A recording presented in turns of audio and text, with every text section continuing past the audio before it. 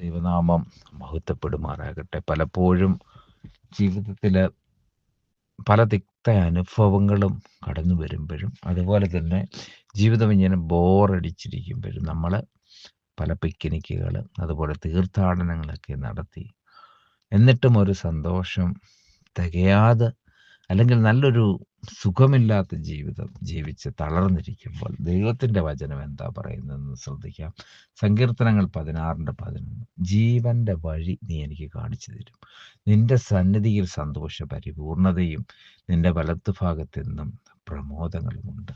കർത്താവിൻ പ്രിയരെ, ഇത് വെറും ഒരു വാക്കായിട്ടോ അല്ലെങ്കിൽ ഒരു പുസ്തകത്തിലെ ലേഖനമായിട്ടോ ഒന്നുമല്ല, ദൈവവചനമാണ്.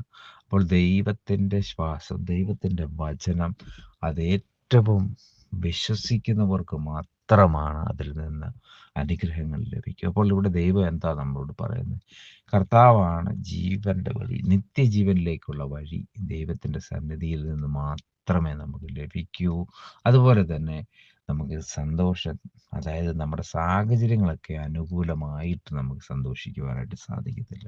അതിൻ്റെ പരിപൂർണത ലഭിക്കുന്നത് നിൻ്റെ ഏതൊരവസ്ഥയിലും ദൈവസന്നിധിയിൽ കടന്നു ചെല്ലുക. 2, ആ എല്ലാ സമയത്തും, ഏത് സമയത്തും കർത്താവിൻ്റെ വലത്ത് ഭാഗത്ത് പ്രമോദങ്ങൾ. നമ്മളൊരു പ്രശ്നത്തിലോ അല്ലെങ്കിൽ സങ്കടത്തിലോ ഒക്കെ ഇരിക്കുവാണെങ്കിൽ തീർച്ചയായിട്ടും ദൈവത്തിൻ്റെ സന്നിധിയിൽ പോയിരുന്ന്, അതായത് മുട്ടുമേൽ കർത്താവിൻ്റെ പാദപീഠത്തെങ്കിലും ഒന്ന് ഇരുന്ന് നമ്മുടെ പ്രശ്നങ്ങളൊക്കെ ഒന്ന് ഇറക്കി വെച്ച്, ആ സന്നിധിയിൽ നിന്ന് ലഭിക്കുന്ന ആശ്വാസം പോലും വേറെ എങ്ങും ലഭിക്കുകയില്ല.